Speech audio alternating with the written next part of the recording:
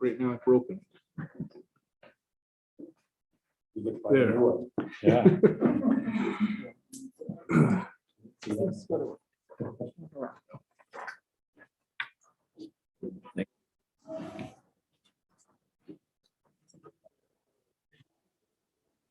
No, Joey, we've got sound coming through the owl. Okay, should be good. We're good? All right. Well, thank you all for coming out this evening. We really appreciate you being here. We're the Independent Redistricting Commission, and we're delighted to be in Roosevelt. And as we start this evening, first, before we make a slight change in the order of the agenda, as it's posted, wanted to invite, we have some representatives of the local governments that are with us. I believe we have Mayor, I can't say Mayor, Mayor Beard with Roosevelt, and like to invite him to make a couple of comments if you'd like. Sure. Well, first of all, I apologize for not being dressed more appropriately. I just came from a golf game, so That is I'll be a little appropriate. short. That is appropriate. But How did you play? we won't talk about that. We have good time. And the golf course is looking in much better shape right now. So, especially with the drought. But first of all, we'd like to welcome you here to Roosevelt. We appreciate you coming, and it makes us feel good that you're interested in what we have to say. And we're a town of, I'm not sure if you know the demographics, but we're a town of 7,000 people. Largest city in Duchesne County, which is a county of approximately 20,000 people. Very heavy in oil and gas industry, I'm sure you know. And looking to diversify. We've got several projects that we're looking at trying to complete, and super excited about those and helping us to diversify and grow our economy and our population here. So we know out there in the Wasatch Front, you have some challenges with having enough real estate, and we have plenty here, and we're just welcome you this direction. But no, really, we're just grateful that you're here. Talking with Irene Hansen, one of our county commissioners, if there's anything that I could say is we would like to make sure that our county is not split, is not divided up into different sections or different districts. And so anyway, but welcome and thank you for coming and hearing us out. Terrific. Thank you very much. And Commissioner Hansen, if invite you to say a word or two as well. Well, first of all, I echo what Mayor Byrd says, which is welcome to Roosevelt and welcome to Duchesne County. In any kind of government position, and certainly as legislators and volunteers, traveling is something sometimes that you do and you take away from your personal life and your family and other obligations. And so we don't take that lightly. And it means the world to us that you would come here to visit with us. And so we're small in number maybe, but we're large in passion. We love the state of Utah. We love being a part. We think we're an important part. I love going up to the legislature and have met many of you there, because we appreciate what you do. And we feel very much a part of the state of Utah, and we celebrate that. So I know there'll be other times to visit as we go tonight, but I think if I do have a comment, I would also echo what the mayor said, is that Duchesne County would like to, we know we're not big enough for a whole legislative district, but we feel like we've had, and many of you know some of them, mentioned a few, Bev Evans and Gordon Snow and all these wonderful people that have been, and our current Senator Ron Winterton, he's of course a senator, but we've had some of the best that locked arms and got a lot done for the whole state. And so we're proud of our people when we can send them up, and that gives us an opportunity to be able to have someone from our area. And whether that's Carbon County or however that could work, but we would like to be kept whole. And we kind of took one for the team last time. We know that, hey, somebody, things had to go down a certain way. We understand.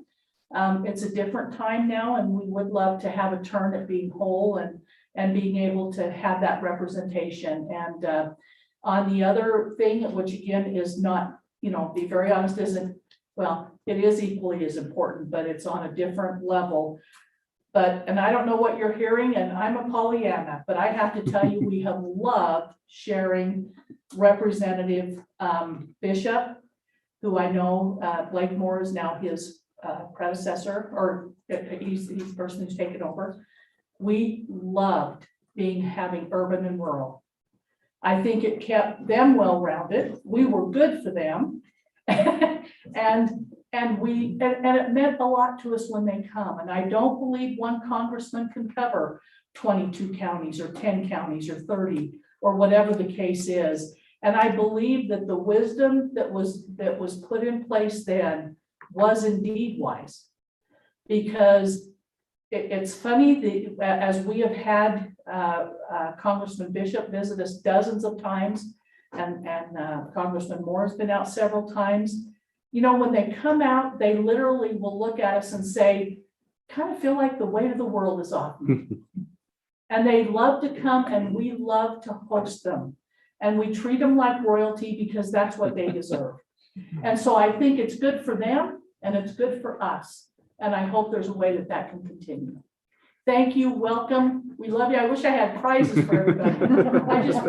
It means the world to us that you're here. Thank you. Well, our pleasure. Thank you very much. Lyle, you wanted to introduce a couple of our audience members. I did, thank you. A couple of old friends, I believe. Yes, careful on the old. We have two men Longtime here friends. that I have a great deal of respect for. One is Gordon Snow. You raise your hand, Gordon, so people know who you are.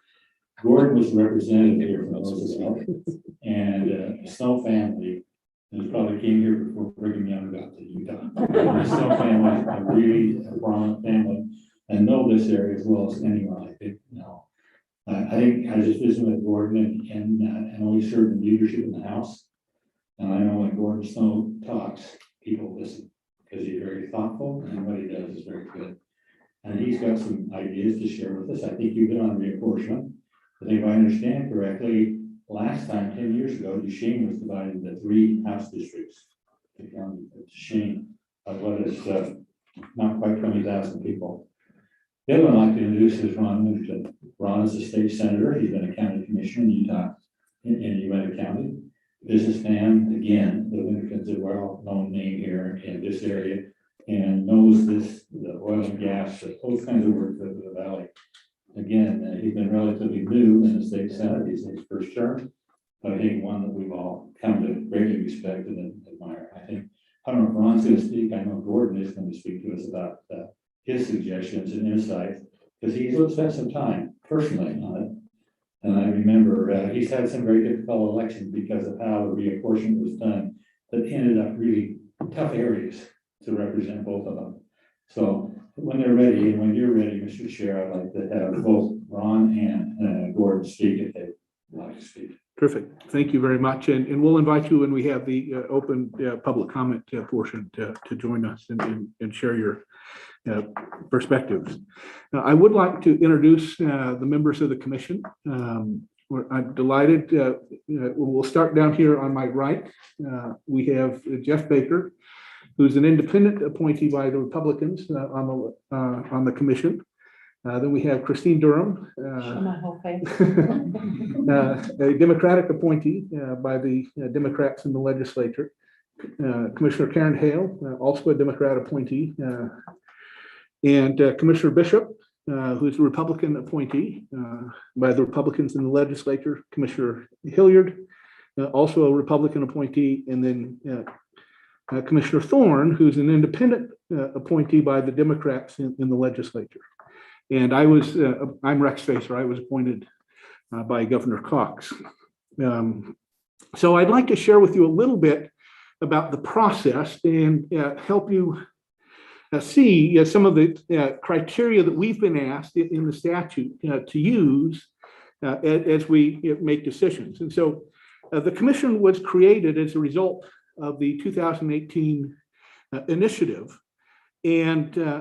And with the subsequent compromise with the legislature, we were formed as an independent advisory commission And we will ultimately present our maps to the legislature on November 1st. Now, the legislature, by the Constitution, has the ultimate responsibility to draw the lines and approve the lines. What we hope is in this process that we can add value to the legislature and help them see the public's perspective and provide them with maps that fairly represent to the state of Utah and the perspectives of the citizens of the state. As you know, every 10 years we have a census, and as a result of the census, we get new population figures. And one of the things that has happened this time, it's happened every time, I guess, in many ways, Utah has always been a growing state, is the patterns of population growth have shifted across the state. And so we've had some areas in the state that have grown quite rapidly. For example, down in Washington County and parts of northern Utah County and parts of southern Salt Lake County. And then we've had other parts of the state that have been slower growth, some that have been stagnant, and then some that have lost population. Now, what that does is that shifts the balance of population so that we need to redraw the lines so that each district has an equal population. That's one of the first requirements that we have based on the Constitution, that we have one person, one vote. And so those populations have to be equal in size. Now, there's a possibility for a slight deviation. But for example, last time when they drew the congressional maps, they were within essentially one person on the size of each congressional district. Now, we have, the legislature has adopted a set of standards on the deviations that are acceptable. We have also adopted those same standards so that when we present our maps, they have a higher likelihood of meeting the legislature's expectations. But as a result, that means that each congressional district across the state has to have 817,904 people in each district. Now, as was mentioned, here in Duchesne County, we have just under 20,000 people based on the census. That's a long ways from 817,000, it's about 800,000 people off, right?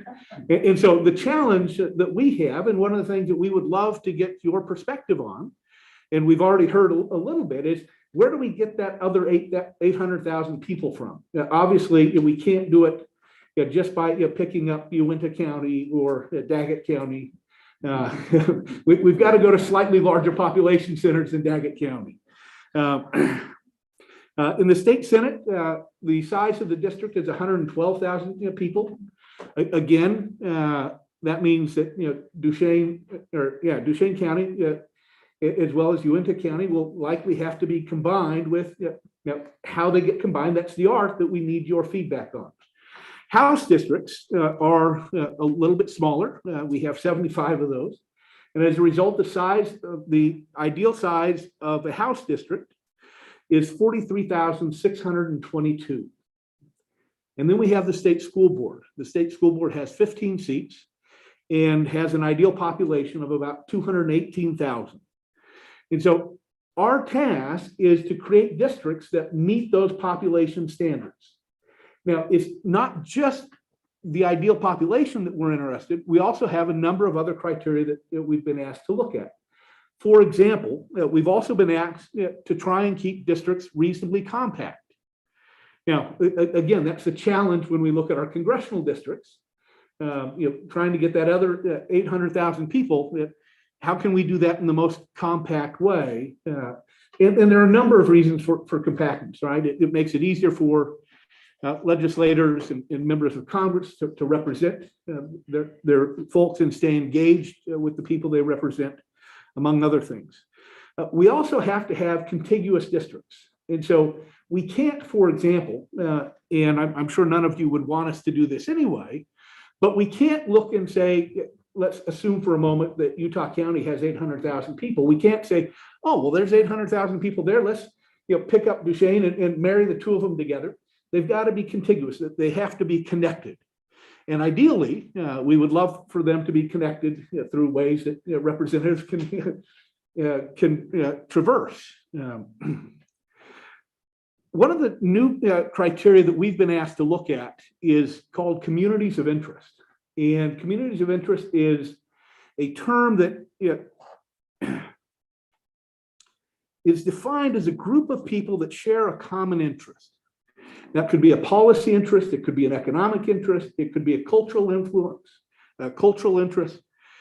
And those communities of interest, because the definition is a bit hard to nail down, I have an old colleague that would call it nailing Jello to a wall, that we can't do it ourselves. What we need feedback from folks. And so if, I'm sure that what we will hear, because we've already heard it, is that you would like Duchesne to not be split. Well, if we had to, how should it be split? And so that's one of the things that we want to know is if we have to split a community, how should we split it so that we preserve that community's interests? And ideally, we would love to keep every community whole across the state. The challenge is as we start moving pieces, it's like a giant jigsaw puzzle that the pieces kind of expand. As you move one here, they expand in another part. It really is kind of this shifting landscape. We've also been asked to keep in mind things like geographic boundaries, mountains, rivers, highways, other human-made infrastructure that makes sense to use as dividing boundaries. For example, the Colorado River is a good example of that. If it's very difficult to cross, then that might be a natural place to have a boundary. We have other criteria such as maintaining the cores of prior districts. We can do some of that, but again, with the shifts in population, that does make it a little hard to keep we cannot keep the cores, we cannot keep them exactly the way they were. They have to change.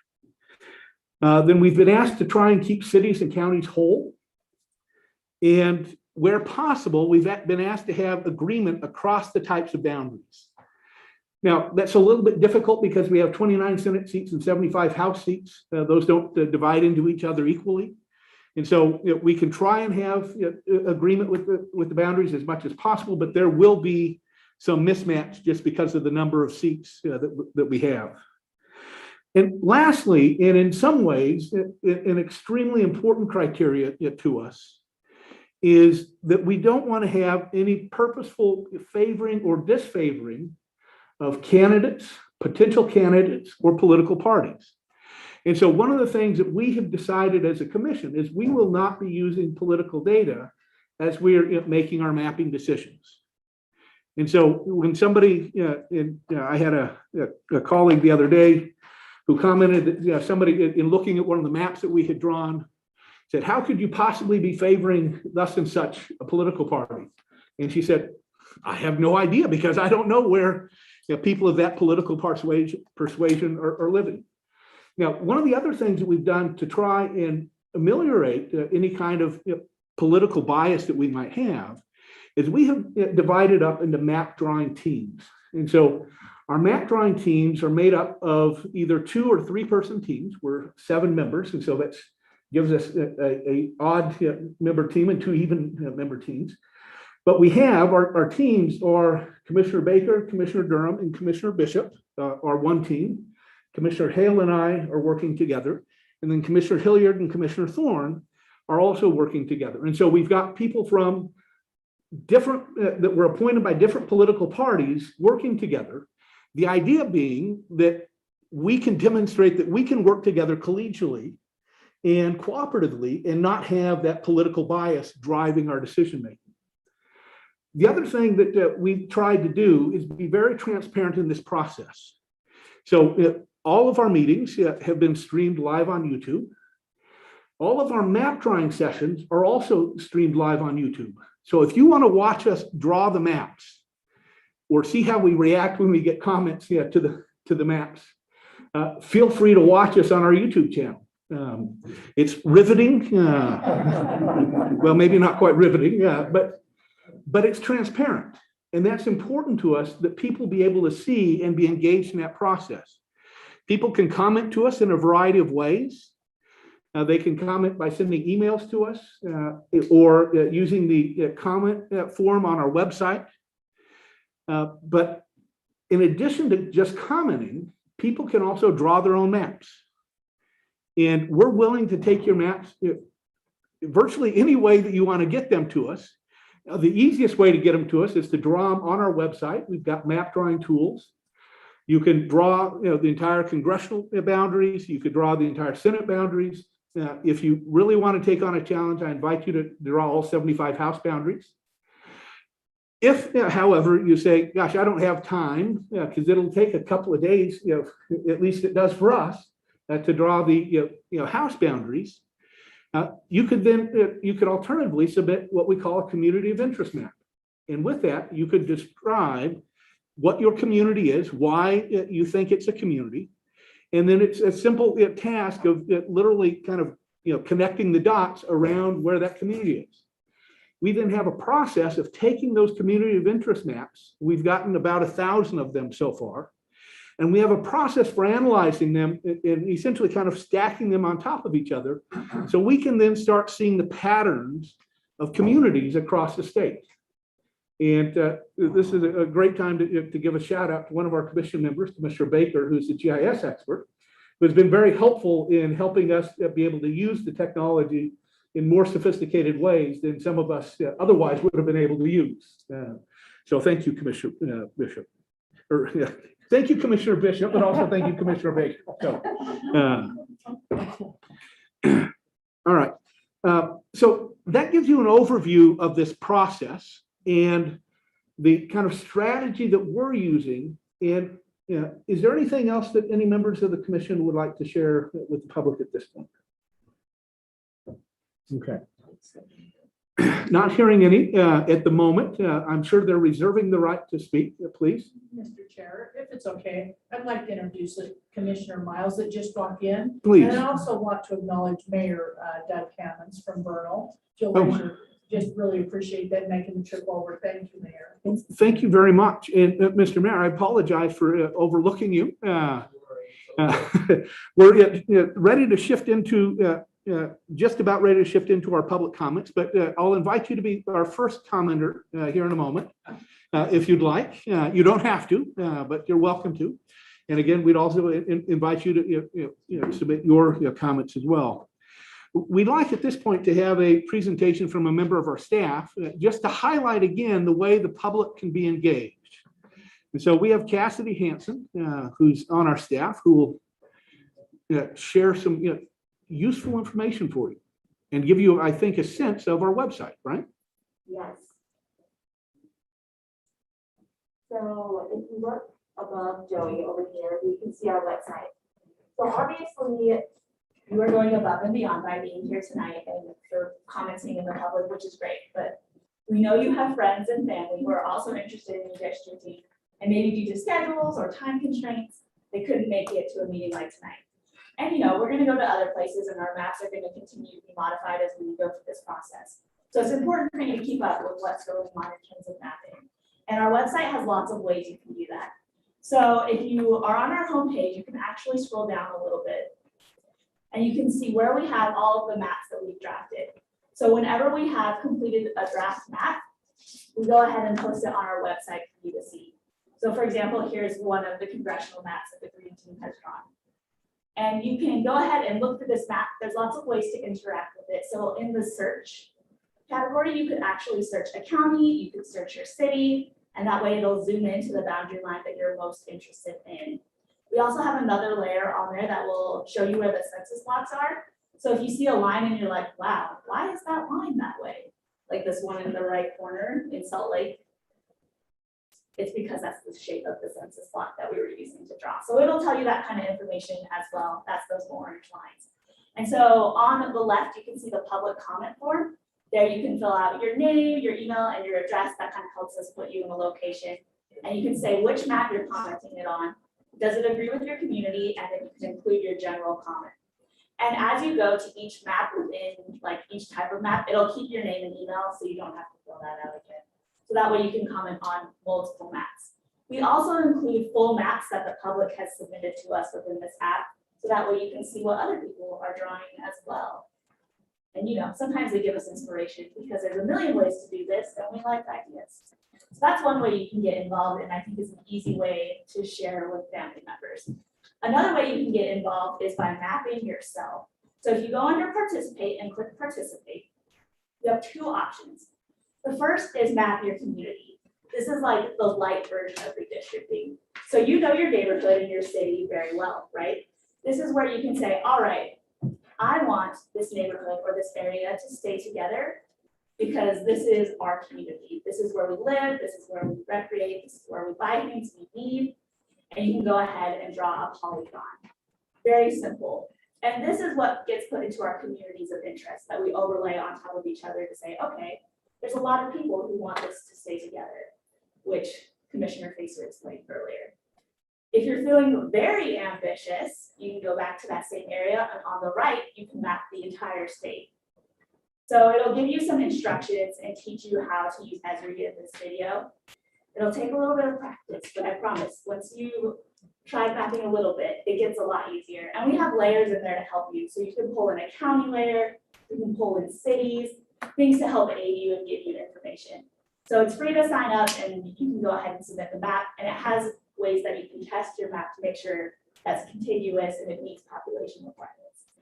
And as we said earlier, if you feel really ambitious, we would love a house map because they are the most difficult to draw. Another thing you can see under participate is public comment. So we want to make sure that Utahns feel that their voice is heard.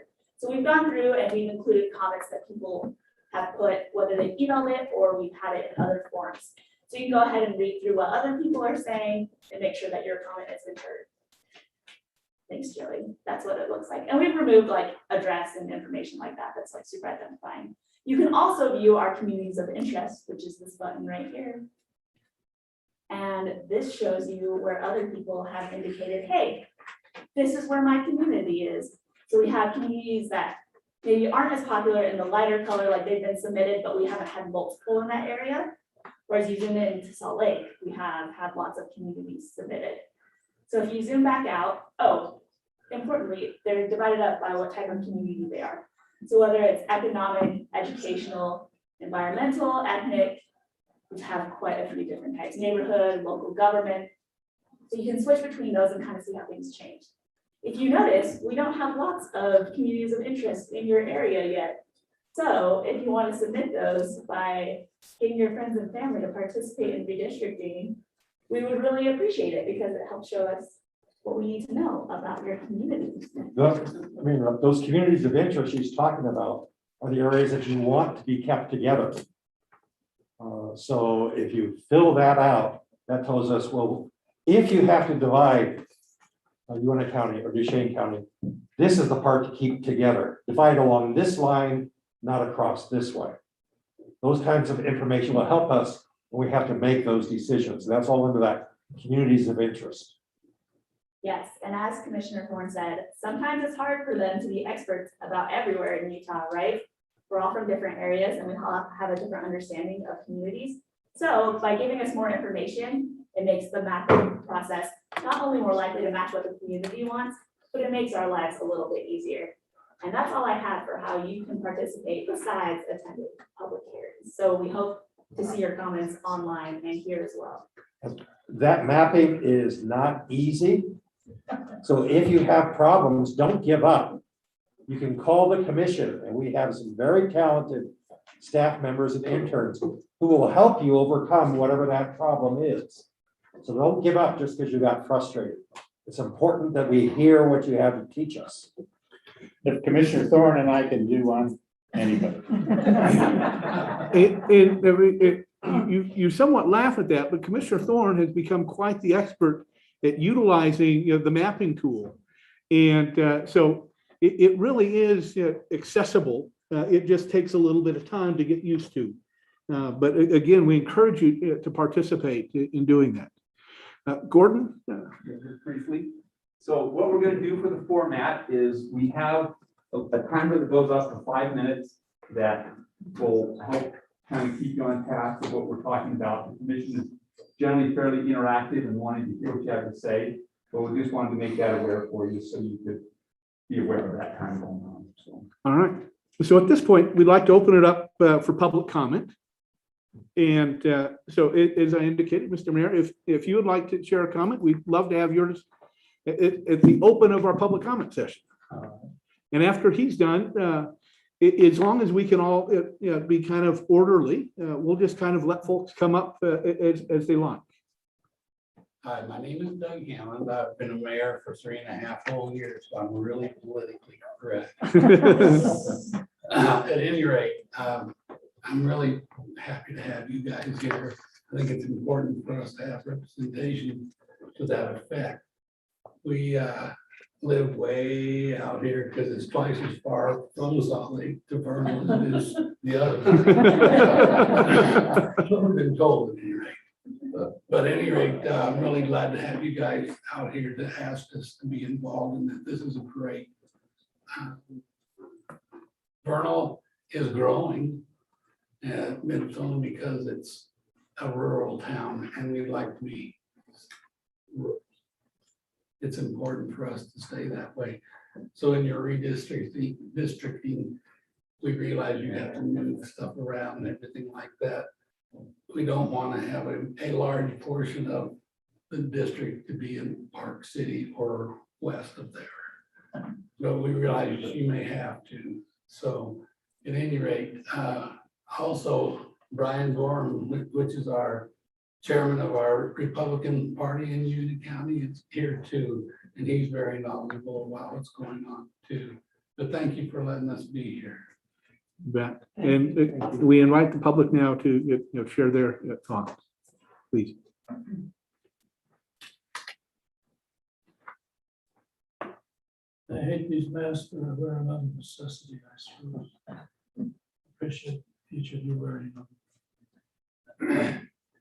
I'd like to, in fact, I'll give these to Ali and then you can pass. Oh, you're busy. Commissioner, would you just pass these out to the commission? And, I've drawn a map. I believe I've met as close as possible every one of your criteria. I feel quite strongly that counties ought to be together as much as possible if you keep the whole county in small counties. I think my map reflects that. I could have drawn the whole state, but I chose not to. I don't want to take any away from you.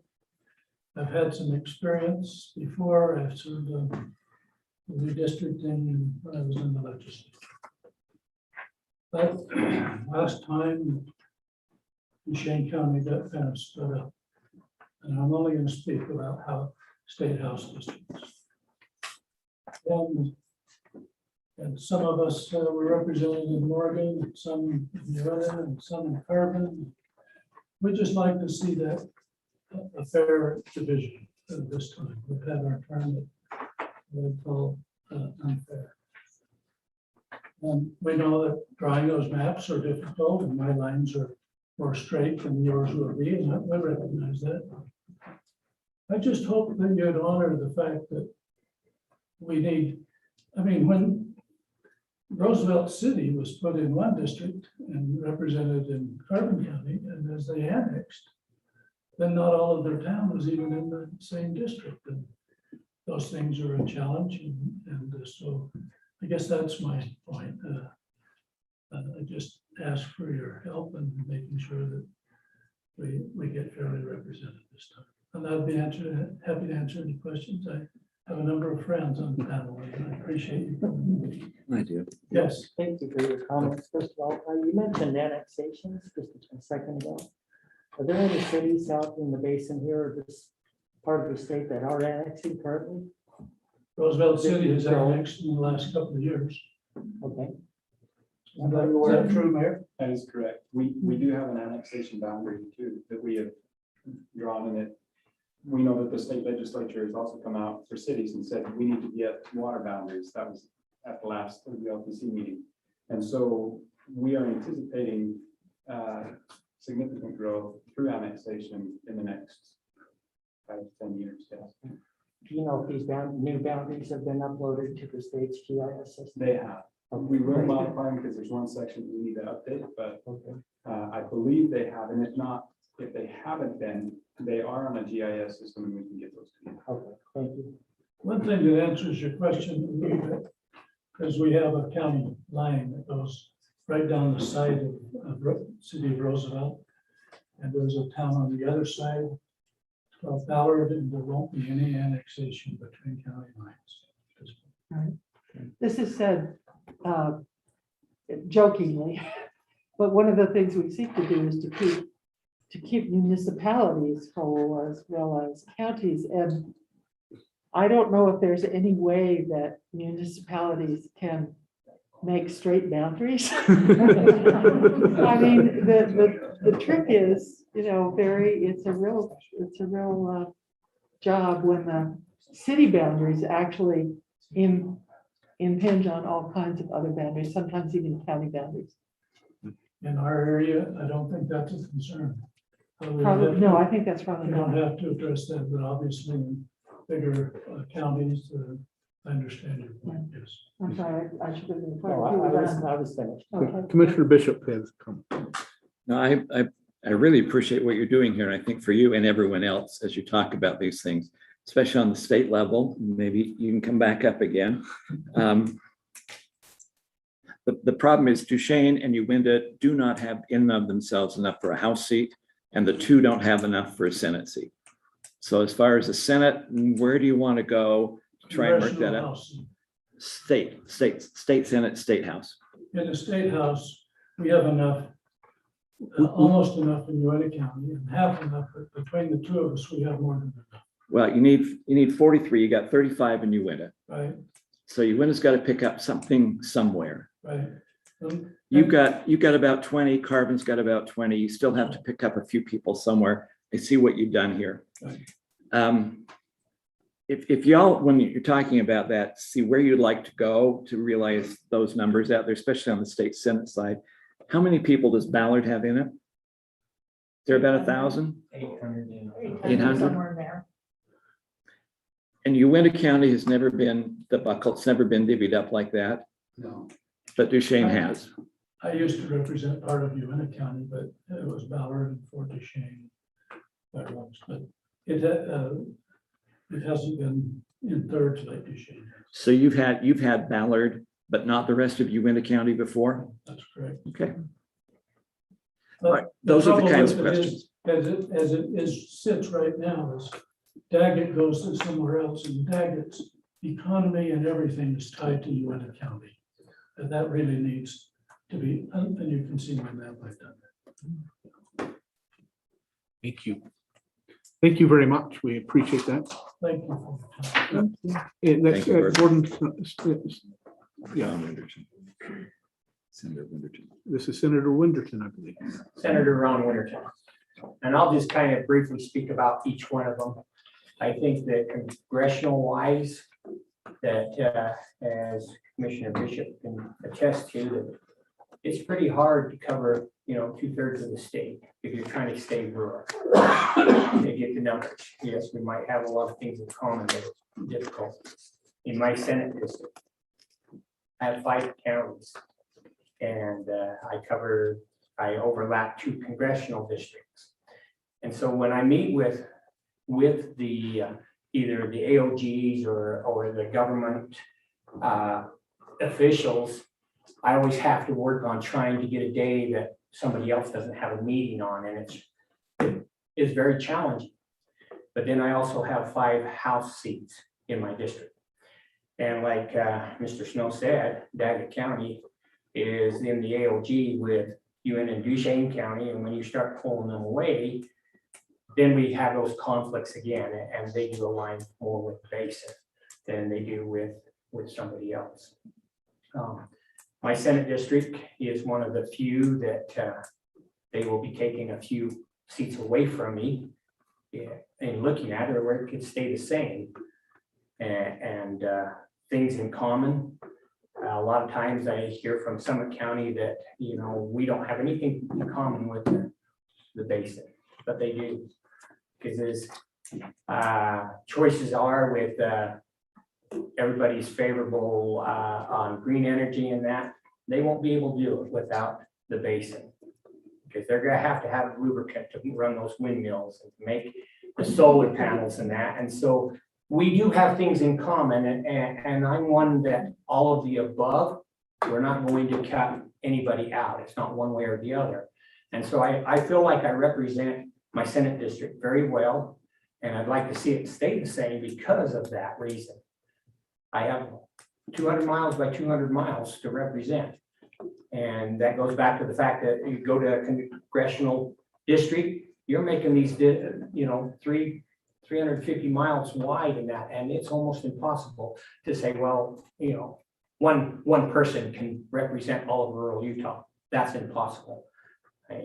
Three of us senators represent 21 counties in the state, and we're on the go constant. And to think that you can bring somebody from Salt Lake to come out here, the only time we really see them is when it's campaign season or something like that, because the numbers say out there is where we need to be. And I don't feel that way.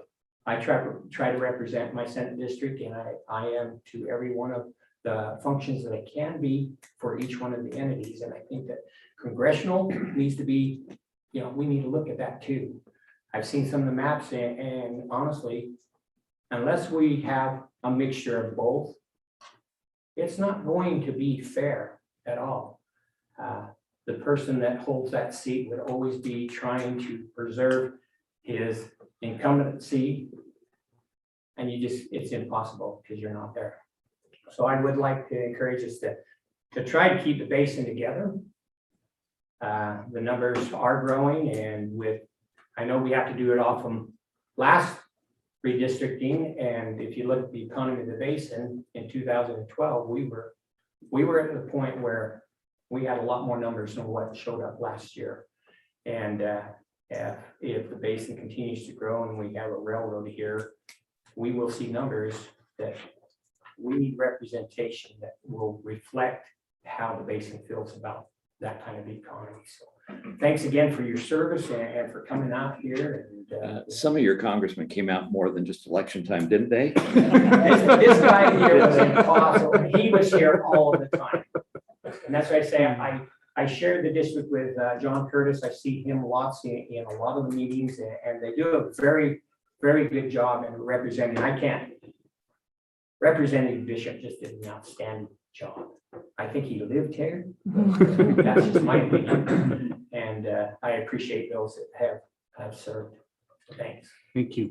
Can I add one other thing too? When Ron was actually the commissioner, he showed me how to throw candy at the Duchesne Days Parade. And it was a talent. It was. And injurious to a lot of kids. It's been passed on. All right. All right, thank you. Yeah. Who else would like to share some comments? Commissioner. Please. Thank you for this opportunity to speak, and I would like to echo Senator Winterton's comments about Commissioner Bishop and his time in the legislature. He is a champion of rural Utah and a champion of Duchesne County, and I just want to thank him for his time and his service. And thank you all for your efforts. I know it's a tough job. 10 years ago, we were promised that we wouldn't be diced up again. So I'm holding you to their promise. So we're split three ways. As you know, constituency sharing like minds, that holds more weight with our legislators. And I worry that the green map kind of concerns me a little bit, because it puts us in with some maybe people that don't have like mind or share the same concerns as we do in rural Utah, especially with public lands issues that we're facing. And so this may be as consideration as you look at this, that you would take that into consideration. Appreciate the time and your efforts in coming out. Thank you. Thank you. Could I just ask a question? Please. Commissioner? I really appreciate your comments and thank you, but I'm trying to understand something and I don't think I have. Can you understand me in this? Yes. Way? Okay. I don't think I have a good grip on what I'm hearing all the time, because we've heard a lot as we've done a lot of traveling so far through southern Utah and now the basin. And I hear people, as you just said, the common interests here revolve around things that affect your economy and your livelihood and your cultural aspirations and so on. And you, I think, rightly observed that other parts of the state where perhaps it's more urban and just different don't share those values.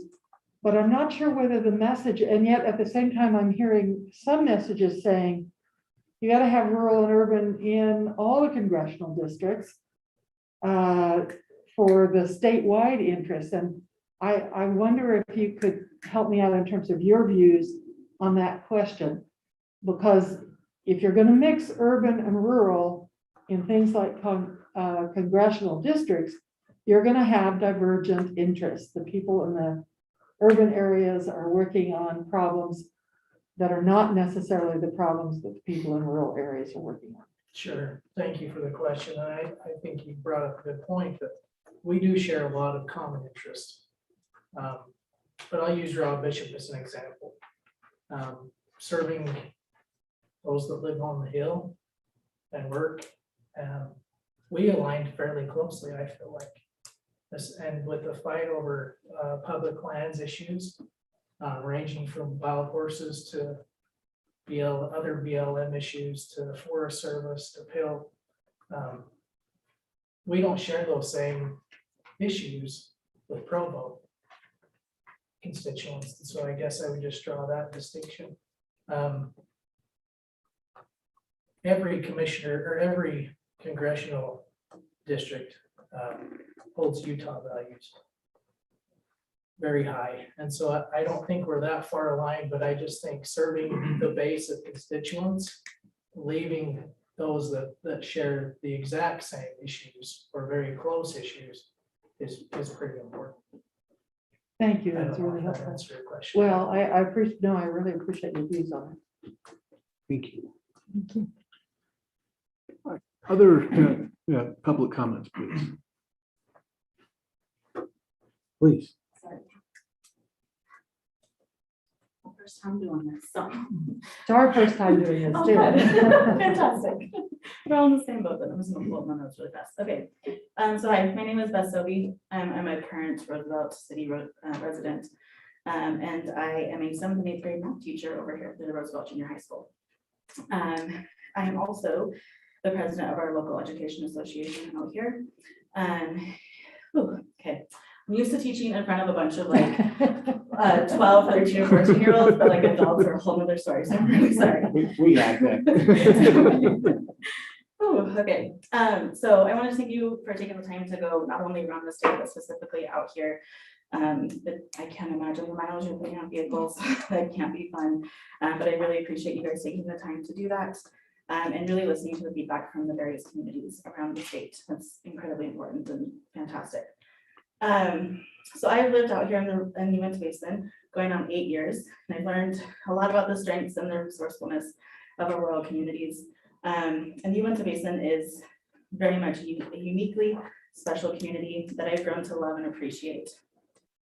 The Uinta Basin cohesively contains 3 counties that we work with and 3 school districts that each have their unique qualities but similar interests. Duchesne County, Uinta County, and Daggett County have strengths and strength in their common rural aspects. I wanted to speak to you today about a concern with our current boundaries for our local state school board. It is important for our school districts to be together, but it concerns me that we are lumped together with a significant portion of Alpine School District as well. Alpine School District is a great area, represents some really great schools and some great things, but they definitely have different interests than we do school district wise out here in these counties in the Uinta Basin. As rural districts, Uinta and Duchesne have common interests, including rivalries, but we work really well together. But we, when it comes to what we need, we work really well together and are very similar interests. And with that, I believe that it would be important for us to be grouped with other rural school districts that have a very similar interests, because we are a small, tight-knit community out here. I understand that districts for state school board must contain an equal population within the population deviation the commission has adopted, which I only understand a little bit of, but I understand that that is an aspect, which definitely makes redistricting difficult for a rural area, as the populations here are not growing as fast in rural Utah as it is along the Wasatch Front. Sorry. With this though, it should also be said it is important to keep school districts intact through the population, as well as, okay, sorry. It should also be said it is important to keep school districts intact through the population, as well as intact as you can with the needed population deviation. So keep the rural areas as close together as you can while keeping that population deviation in mind. I would like to suggest a district that's a state school district that includes Duchesne County, Uinta, Daggett, Wasatch, and Summit counties, perhaps even taking in more rural school districts like Carbon, Grand, and Emory, maintaining our rural voices on the state school board. I'm aware of a group of educators who are currently working on a map for the state school board that's going to be presented to the commission at a meeting in October, so please stay tuned for that. That is all I have to say. Just a comment about, excuse me, I should. No, you're perfectly fine, Commissioner. Just a comment about the population of districts, the numbers that have been established. Most of them are matters of federal law. In other words, and they're tied to the one person, one vote idea, so that one district doesn't represent 50,000 people and another district represents 200,000 people, because that would be unequal in terms of the quality of the representation. So we did determine the deviation range that we were going to work with, but the size of the district is pre-established by law. Oh, well, thank you for giving that information. Well, I appreciate that. Love Just learning. so we're not responsible for it. Oh, no. We totally understand that. Thank you for your comment. Thank you, Mr. Chair. I just want to thank you too for coming to speak to us about the state school board districts. We haven't heard a lot, so getting this input tonight is very, very helpful to us, and your suggestions of how you would do the groupings as well. So thank you. I think you did a wonderful job in presenting. Get your students out to public meetings as well. It's great, but thank you. This is very helpful tonight, the information you provided. Thank you so much. Thanks. Oh, and my colleague has just shared with me, and I should have this all memorized, but I do not.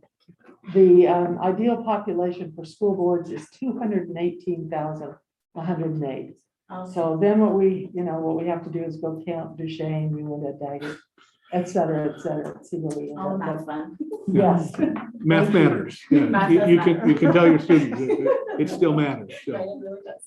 You get to deviations, I'll make sure to include that in there too. Yeah, thank you very much. We appreciate it. Thank you. Please. First of all, you're very good. Don't worry about not wanting to be with Alpine. There's a whole lot of other people. I didn't say that, by the way. No, you didn't say that. So you guys And we're over not there- being live streamed, so. I deny it. It's a communist conspiracy. For the two guys from Uinta County, well, Uinta and Duchesne don't have enough by themselves for a House district. You got too many combined. So for Uinta County, and maybe Gordon, if you want to talk about this either, you can either go west and take part of Duchesne, or you can go south and pick up Grand. What is your attitude about going south and picking up Grand for a House seat? You're gonna have. That we had one, I like it, but some others, I don't think we're quite so enthusiastic. First, Representative Fisher, I think they have to pick up Daggett first, so Well, that's a given. that's a given, and then where do we go, right, your question? Well, you're still, with Daggett, you're still about 7,000, 8,000, 9,000 short. Grand has about 9,000, you know. What a Uinta Grand House seat be preferable to Duchesne than a Uinta half a Duchesne House seat? Actually, Uinta and Roosevelt come up to about what it would take there, but that divides Duchesne again in a way that you've already taken your share of being divided.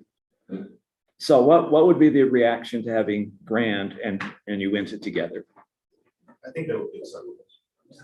It's very acceptable to the chairman.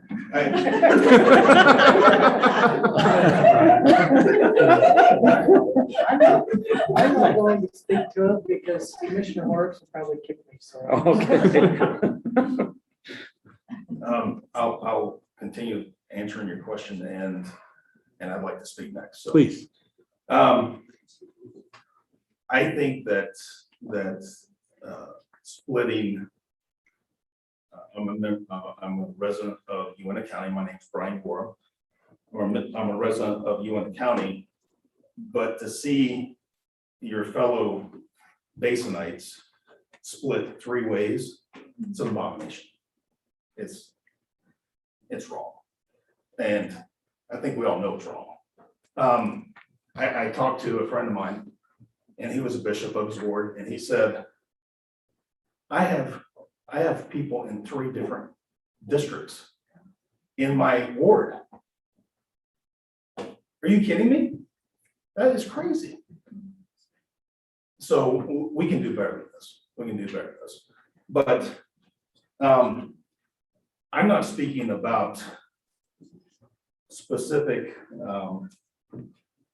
districts and whether we go with Brand or we go with Duchesne or whatever. I'm speaking as a rural Utah. And I think that I'm going to give you an analogy. Think of yourself sitting in the car. You look back at that thing and it's called a rearview mirror. That's what we are. Okay. And I was doing some math the other day. Salt Lake, Utah, and Davis counties represent 2/3 of the state. As a rural Utahn, I know one thing. I'm going to be left behind. Okay. So we'll talk a lot about the basin. Daggett County, 900 people. That is a small neighborhood in Salt Lake. Duchesne County, 20,000 people. Uintah County, 36,000 people. We represent 1.7% of the state. How many thousands of square miles is that? I think we're going to get left behind.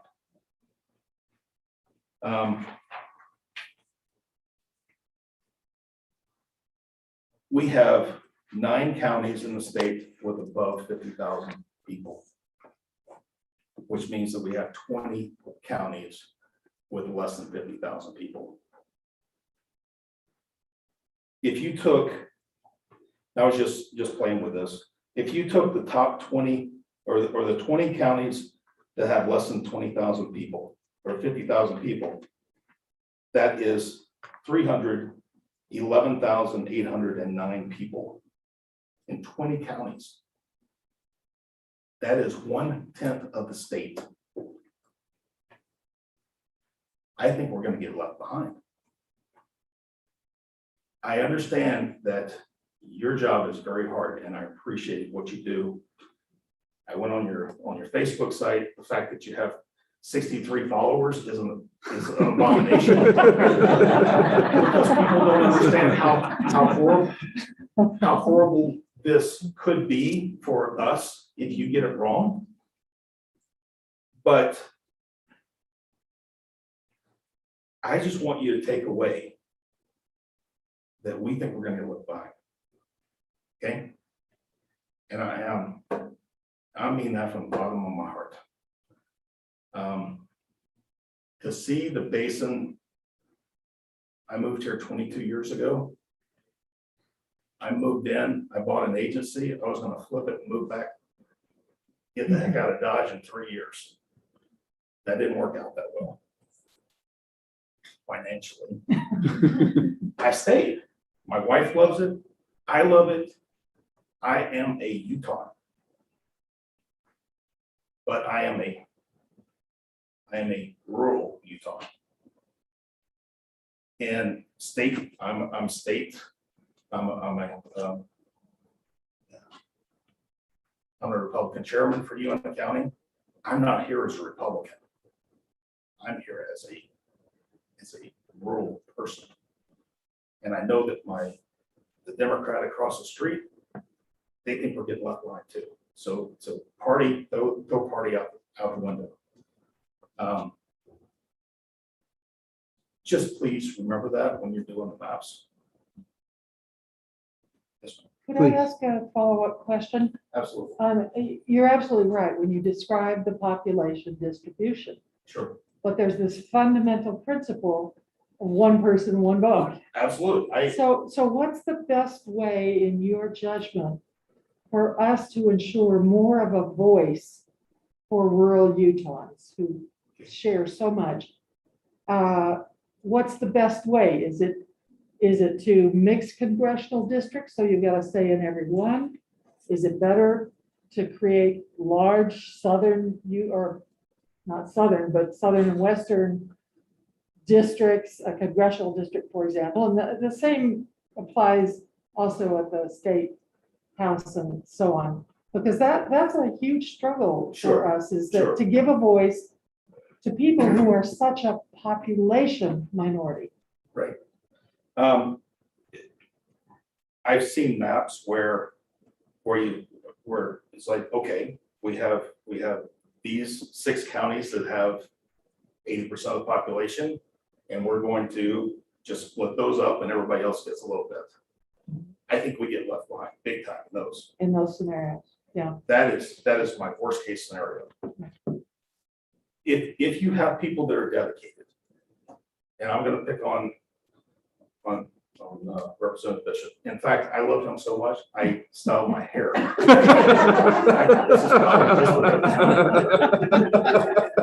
He did it right. I mean, he was here when we needed him to be here. He wasn't here all the time, but he was here when we needed him. And when I saw him at something, I could have a conversation and we could talk. And I thought he was listening to me. I appreciate that. Thank you. But if you're gonna say, let's throw in I-15 and everybody else be damned, we get totally hosed. So do I understand you correctly in I suggesting think we that have to divvy out the state and have rural and urban, but we have to have dedicated people that will actually come out. Well, yeah, and that's talk to us. not our problem. Yeah, we can't solve that one. You know, that's our problem. I know, yeah. But I think the way it is right now is working. I don't think we should reinvent the wheel and say, oh, let's come up with a whole new deal where one person, all they do is drive around the state, seeing this person, that person, that person, and then getting to the table and being a quarter, right? It still leaves us behind. So if everyone has that thought in their back of their mind that I'm representing rural also, then maybe we won't get hosed. So I don't know how to. I know, yeah, well, and the question. I'm gonna learn in the next couple of weeks. Good, we'll appreciate seeing them. But the question for us is, how do we use redistricting? Yes. Or districting to ensure that kind of representation? Well, or to encourage it at least. I'm not speaking for Brian. I'm speaking for the guy in Paiute County too. You know, I'm speaking for the guy in Blanding. I'm speaking for the guy that has to drive 5-6 hours for a meeting. It's just remember us. I'm not telling you exactly what to do. I'm just asking you to think about it when you get finished. Just think about those guys. And it's not a lot of people on paper. Right? It's not, we're insignificant. But we should be significant. And we don't want to be left behind. Thank you. That's really helpful. And I have to say, it's one of the reasons we're traveling the state, because we are meeting and hearing from a lot of people, and we're I wish seeing, we had and we're 500 seeing, people here. well, I have to tell you, you got the biggest turnout so far. You know, Yeah. I can do other things on a Friday. I told my wife I'm going to do this, and she's like, "You're Really? supposed to take me out to dinner." You know, but this is important, and it's important because of this right here. It's important because of the ruralness that we love. Right. If I had to live in Salt Lake City, I would move. There are 49 other states I could choose. I picked Utah for a reason. If I am a rural person. I want to be a rural person. I do not want to be forgotten. Thank you, Commissioner Bishop, and then Commissioner Hilliard, and then I think Commissioner Baker. So, Do you want to go before me? I would, thank you. Then I'll put it correctly. Let me put the real tough dilemma we have. Sure. Objectively, we have to deal with numbers. Yeah, absolutely. And so, and for the federal, we talk about 817,904. We can deviate by what's 800 above or 800 Yeah. below.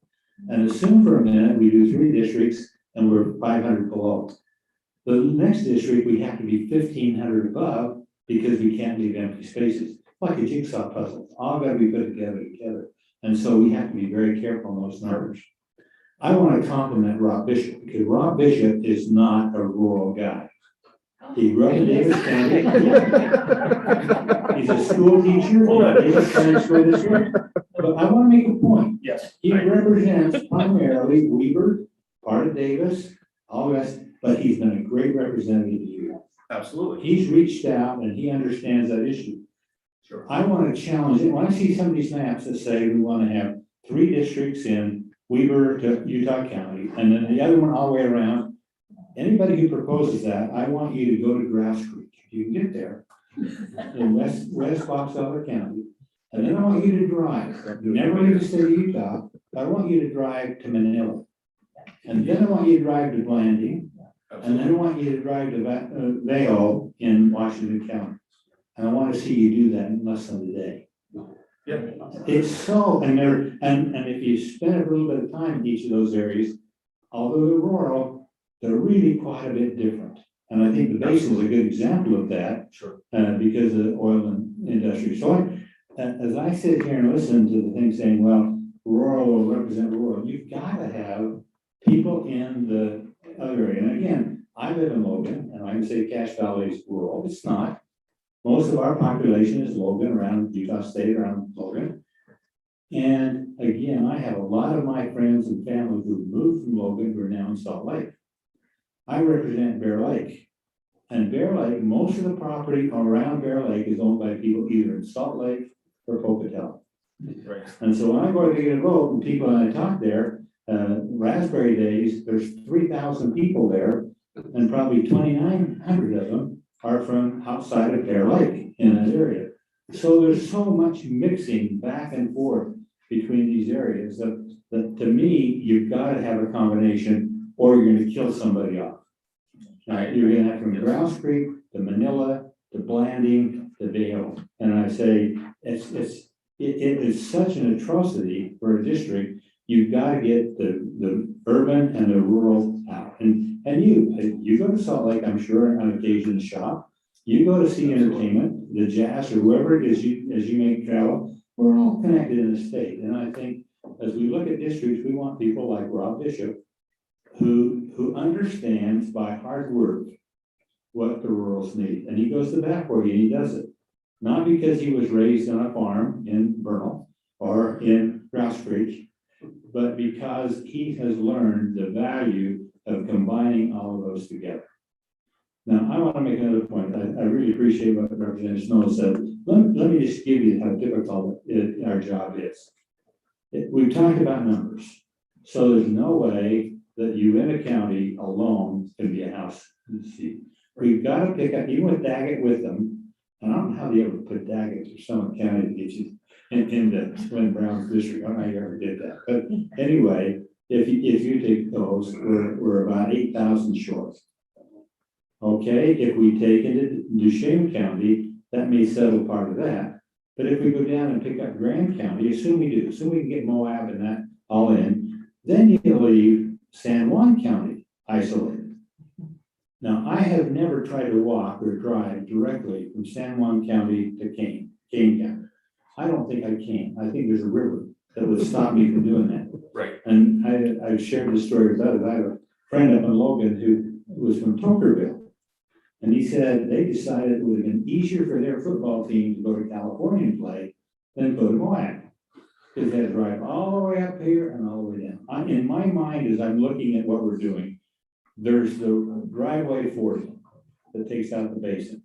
There's 6 and then on down through Blanding and down to that area. There's another kind of a natural tie-in. There's 89 that starts in the DeFi area and ends up in Kanab. And then there's I-15 that ends up in St. George. All of those have ties into the Wasatch Front and how you put together these ballots and how we do those. So as we look at that, I guess the problem gets to be is to make one issue, you create a balloon bubble something else. And the question, quite frankly, what do we do about Wasatch County? That's grown one of the most. And I think you've got more. Where's Senator? Senator, I think we've got too many if we take Daggett, Uinta, Duchesne, and Wasatch and put it in one senatorial district. We may have a few too many, don't we? Well, then if we don't, we're gonna pick up somebody someplace else. You had Summit I back am in. part of Summit. You know, it was interesting when we were in Heber City, the mayor of Park City said, we're not anything like the east part of Summit County. Don't put us with them. We want to go to Salt Lake. And somebody else stood up, I think it was the county commissioner, and said, now, wait a minute. Northeast, and we are the same. We ought to be together. And the trouble we put them together, then you block Rich County and Morgan, and where they go, and it just bounces around. So I think I'm going to take what you said, Gordon, and take a good look at how far south we can go. Of course, obviously, you have a problem. If you live in Vernal and you represent them, I don't think you can drive from Vernal directly south and get there. You have to go through, was it Indian Canyon and Price? No, go to the step. You have to take your four-wheeler. I take my horse. And if we get the government to work, there'd be a better road going there. Absolutely. But so I'm just going to finish by saying we appreciate you coming up. And I think you understand the difficult problem we have. Absolutely. When you start talking about communities of interest, that's pretty subjective to me. And I have a hard time looking and saying, well, because I can tell you, you can take whatever district you want to draw, and I can find people in that district who do not agree on what the community of interest is for that district. So population becomes really the driving thing we have to do. And I think we have to be fair to everybody, not just fair to people in Salt Lake. I agree. Or fair to people in Daggett County. But every vote should count. Every person is important.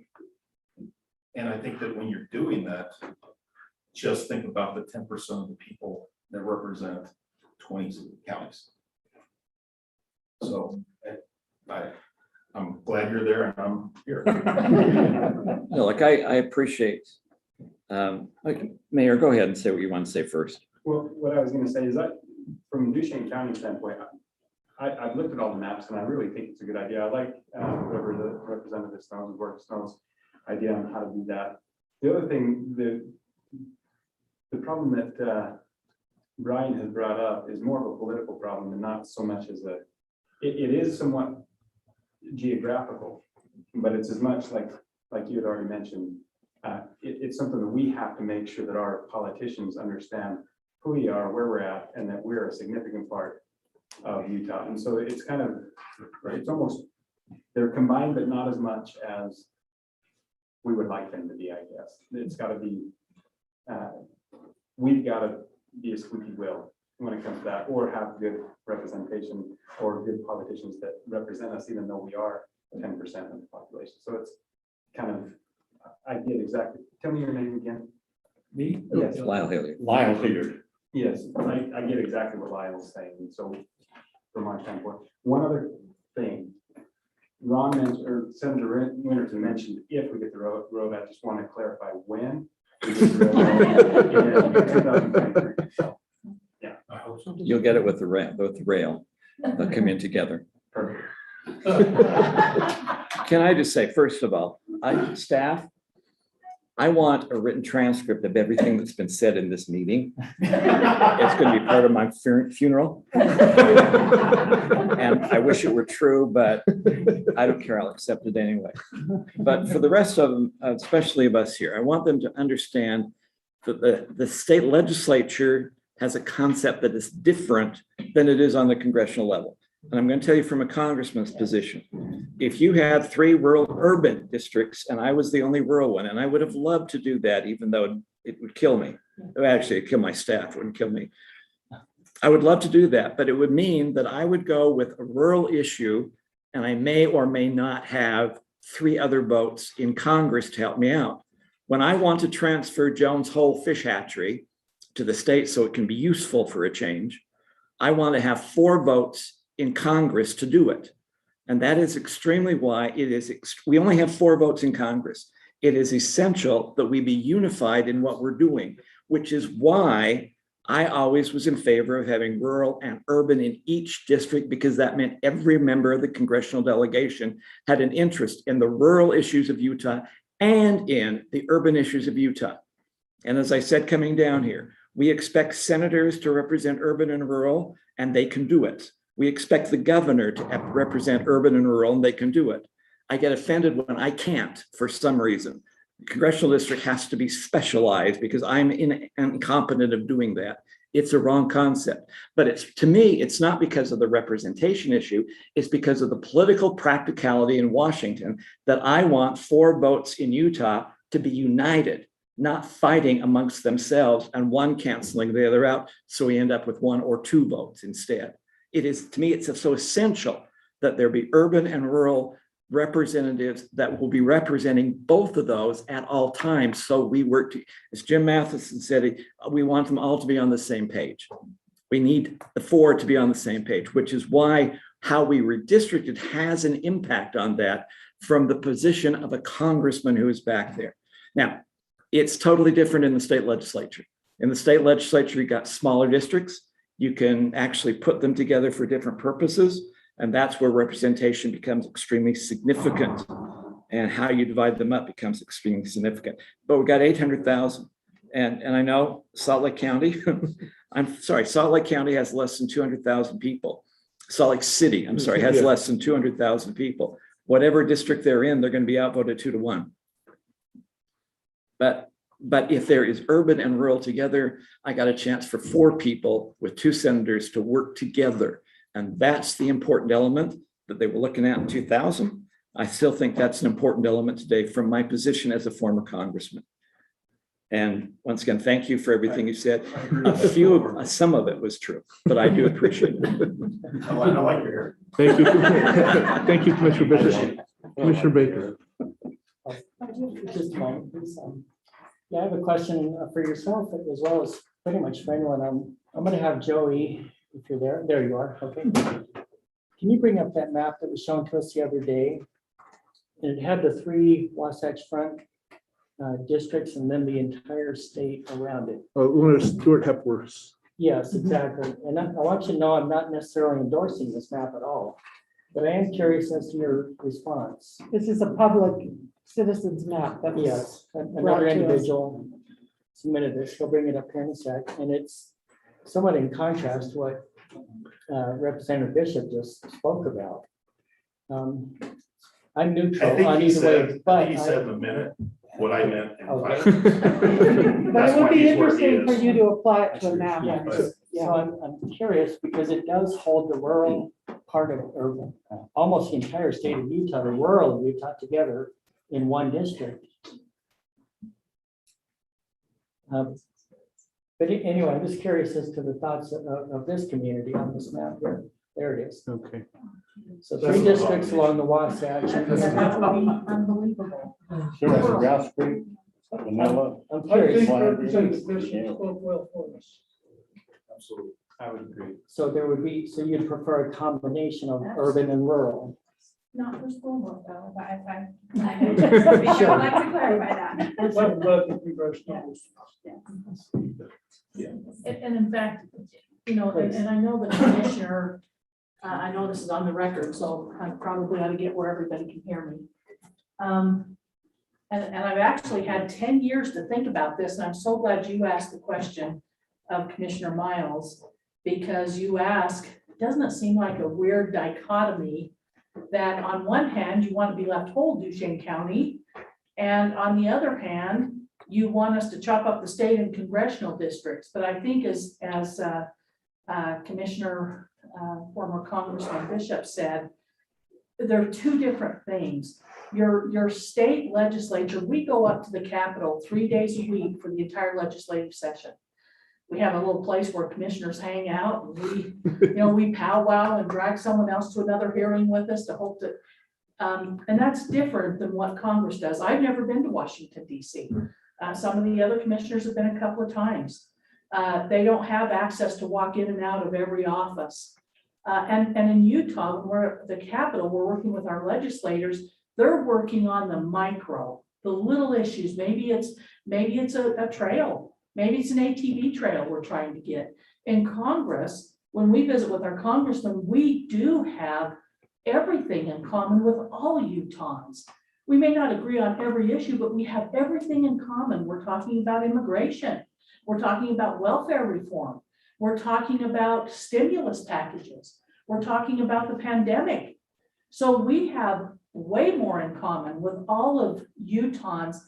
And 10 years ago, when we did this redistricting, somebody asked a similar question, only they got very cranky with the crowd and said, gosh, I don't know how many of you were there, but you probably remember, person got very cranky and said, you're talking with two faces. You're saying, don't split us up, but split the whole state up for congressional districts. But I'm going to tell you, I'm a better commissioner for having been in the congressional district with my urban friends. And I went out to Hill Air Force Base and I got involved when they needed help. And I'm a better person. I'm a better Utah because I knew what was going on and I cared. And when they had issues going on in the other part of our district, I didn't say, well, gosh, that's urban. They've got their own. I was there and we helped them and we got to know their commissioners and we got to know their mayors and their elected officials. And we cared and we're better for it. And so I waited 10 years to say that. Well, thank you for saying it, and it underlines an issue that we should all observe in the discussion, which is there's a difference when you're working on congressional districts There is. as opposed to when you're working on state and school board issues. And I want Congressman Bishop to close his ears for a minute because I really thought he was perfect. We were so lucky. But as I talked to commissioners What'd around you the say state, again? they would say, no, that's how we feel about Congressman Curtis. And so I realized that we found the recipe. We found the way to do the puzzle. Because I would go to the rural areas and they thought their congressman truly represented them. And I would go to the urban areas and they felt the same way. We figured out the way to do it. Thank you. And again, sorry I talked so much, but I was holding that back. Thank you. Thank you very much. I'd like to address Senator Hilliard to remarks about coming east or coming west. Can I? Please, and then we'll have the school board conversation. Senator Hilliard, you don't understand that you want to beat Union in the last football game. One every 10 years is not too bad. I'm just joking. You move west, you take, the only thing you can do is take the heart out of Duchesne County, and that's Roosevelt City, because we're right smack on the border. You also take the opportunity that Duchesne County would have in having be represented better at the state legislature. And so that's why that line stays at the county line, and I bet you everybody in the room, even those from your county, will appreciate that. When you were elected, you were from really basically Duchesne County. There was a representative from Uinta County. That's right, but I served all of Wasatch County too. Thank you. We're really excited because this is 2 school board speakers in one public hearing. It's unprecedented for us, so thank you. My name is Amy Farnsworth. I am an educator, also a longtime resident. I have lived in Roosevelt and Vernal for at least the last 25 years. I've raised my children here. It's a wonderful place. I love the Uinta Basin. As to the previous comments, I would like to say that there is a huge difference of the needs of rural students versus urban students. And with the change in the way that the state school board members are elected, we have had a state school board member that I believe is from Utah County, Utah County. And I feel like that's not a fair representation for rural students and their families. We need to have the opportunity. We get outvoted for something like that. And I think that if our state school board member we have a larger geographical area, they should be willing to travel that larger geographical area to represent those families, their students, the schools, the districts, everything in those rural areas. I do have a question for clarification. If I could possibly ask for you to bring up the state school board, the proposed purple school board map, the draft. So, and again, well, possible? yeah, Can I steal your yeah, employee? Joey Is that okay? yeah, Joey can bring that up, but just to note that these are all draft maps. The commission is not endorsing Right. any of No, I these maps understand at this point. Right. But that's why I wanted to bring it up. So, And but- while he's doing that, yeah. I would also like to say that I have also had a face-to-face meeting with Representative Bishop. So I feel like I should take a number up here. Did you say purple one? Yes. She didn't say how it went. If you can zoom in, it's very difficult with the coloration. Yeah. I cannot tell if that little small area right underneath is part of the proposed district for us. Can you go back to the north into the white, where it says White City? There into Sandy. Is that part of our, or is that separate? It's just hard with the coloration. Okay, so that is separate. Okay. So it does seem to be somewhat more rural from what I'm seeing as far as with this draft so far, other than Park City. But it looks like that we do not have any urban areas according to what I'm seeing on here. Is that correct? It is completely different from the previous state school board map as far as I can tell in that area. So I just wanted that clarification. Yeah. Thank you so much. So- Thank you for what you're doing and for your time. Please. Yes, thank you so much for that input. And yes, on this particular map, because it is a purple map, so I'm very familiar with it. We're on the purple team. But that was really the effort in this particular map, was to keep those rural districts together and to try to keep school districts, local school districts whole within those state school board district areas. And just to, I guess, confirm what Chair Facer was saying too, all of these maps are just draft maps. And I don't think any of us are pushing one particular map at all. These really are for the purpose of you responding to these and poking holes and telling us what's wrong with these maps, what's right with these maps. And we really need to hear this. It's again, everybody has said how helpful your comments have been tonight, and we appreciate this so much. So thank you very much. Yeah, some of us hate our own maps. So. Please.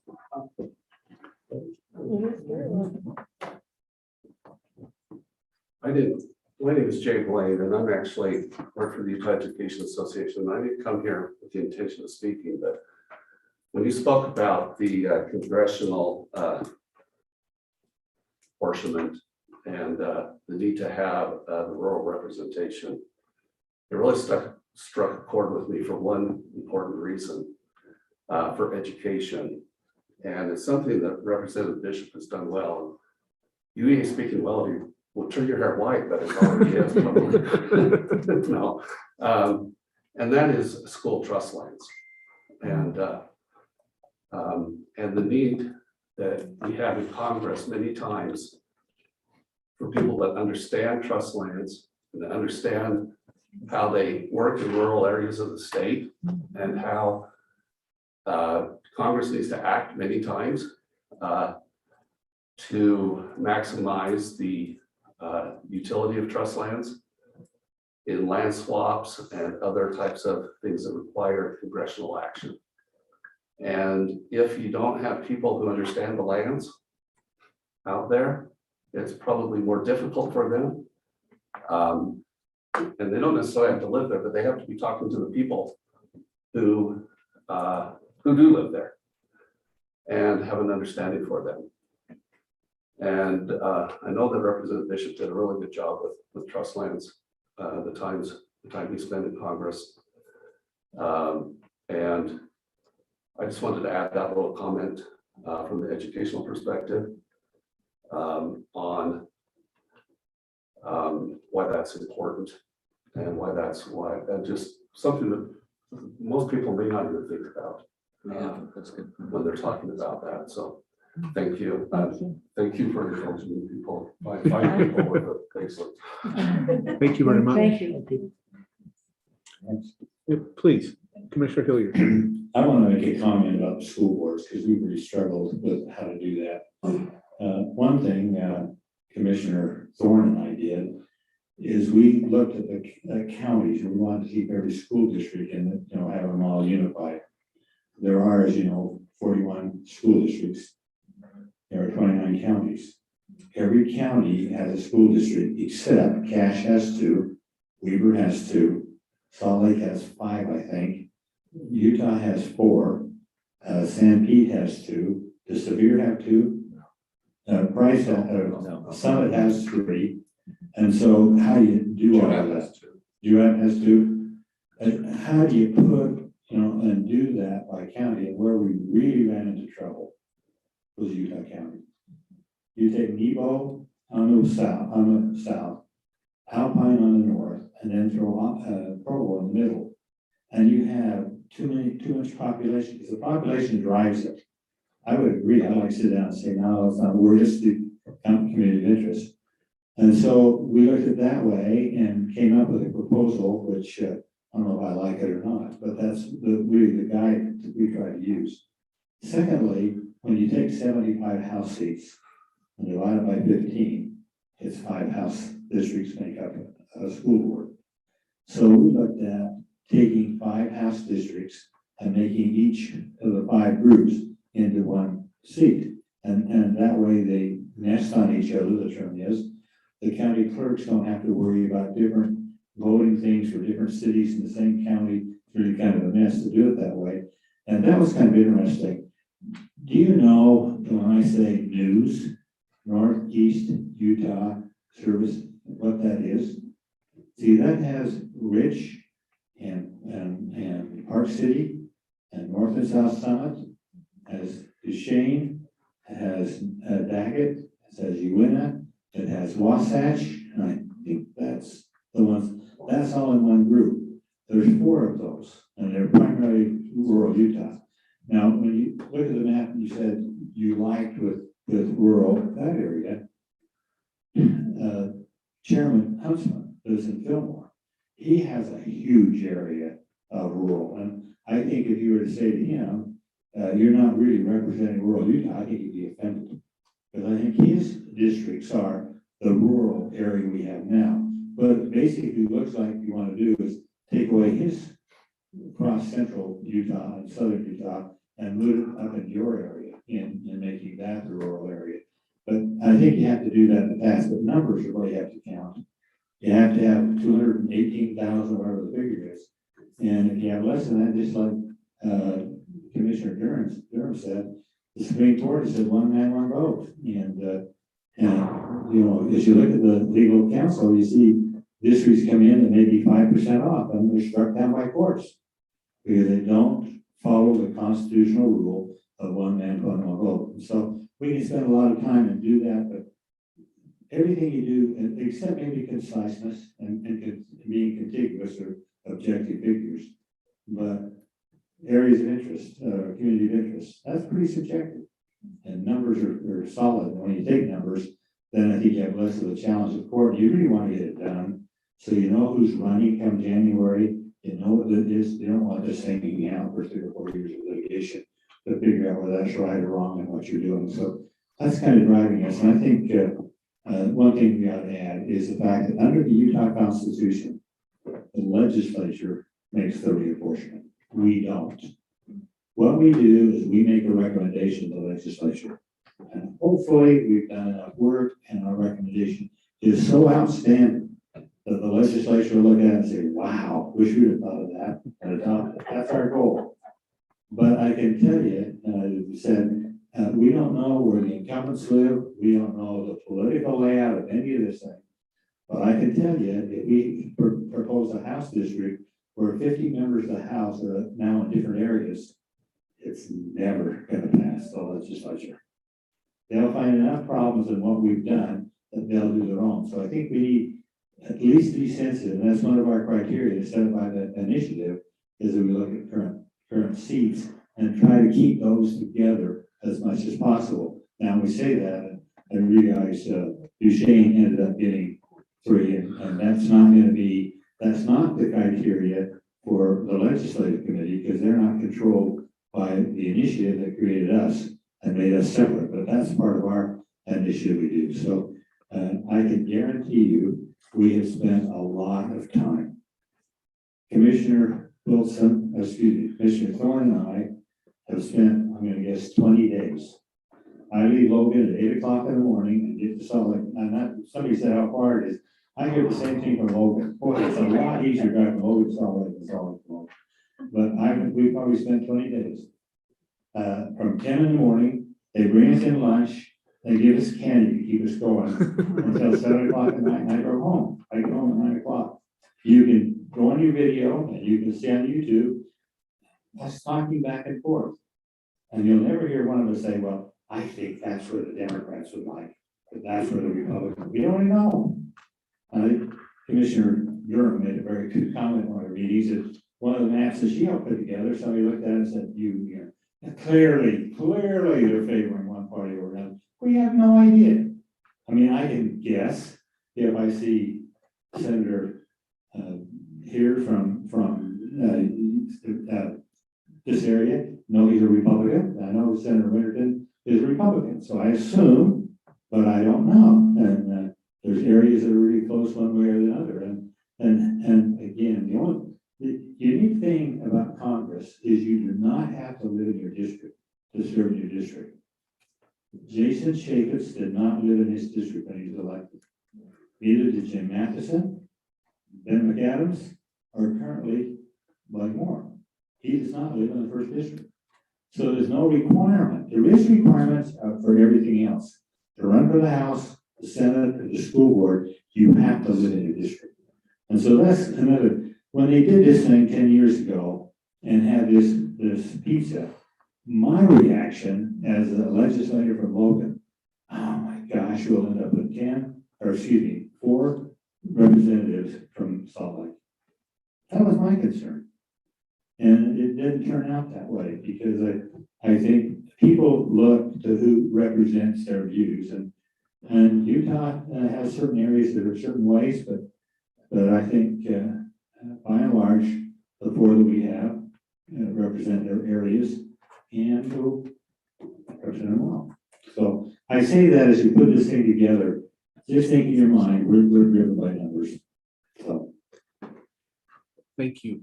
I appreciate what we've heard tonight, especially the notion of remembering that we're all Utahns and that's an important piece of this puzzle.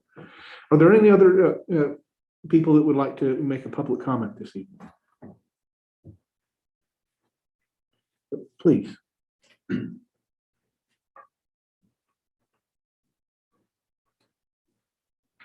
I'm Keith Goodspeed. I live here in Roosevelt. Since this meeting is going to be transcribed for Congressman Bishop's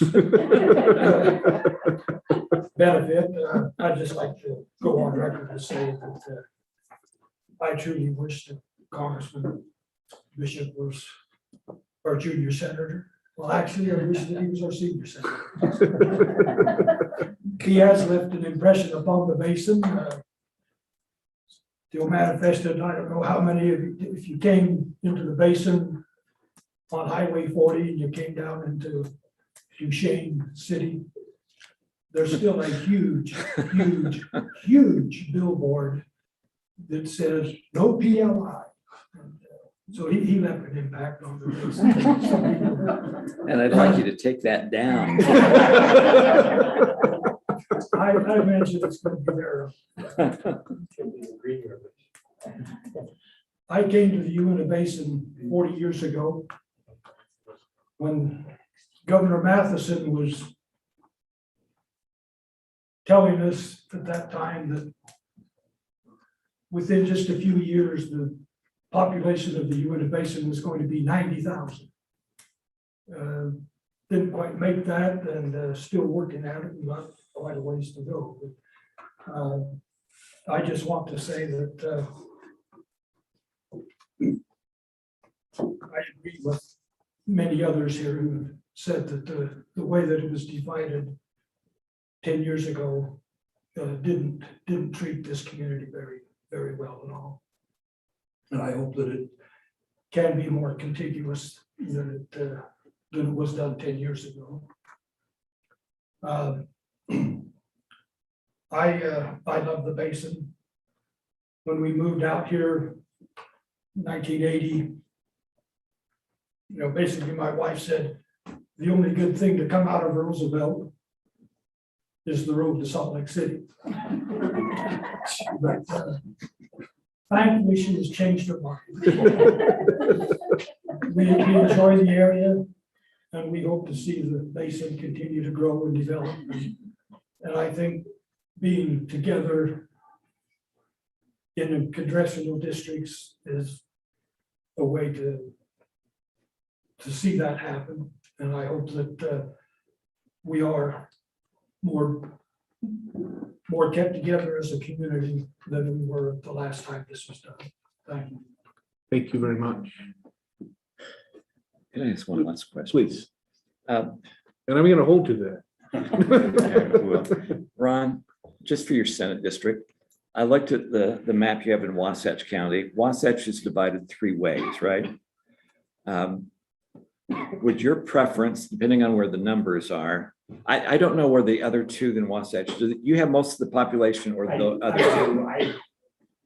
I don't have the top of Daniels Canyon, which is Independence, down in Daniel, and then a little part of Charleston. And then the senator out of Utah County has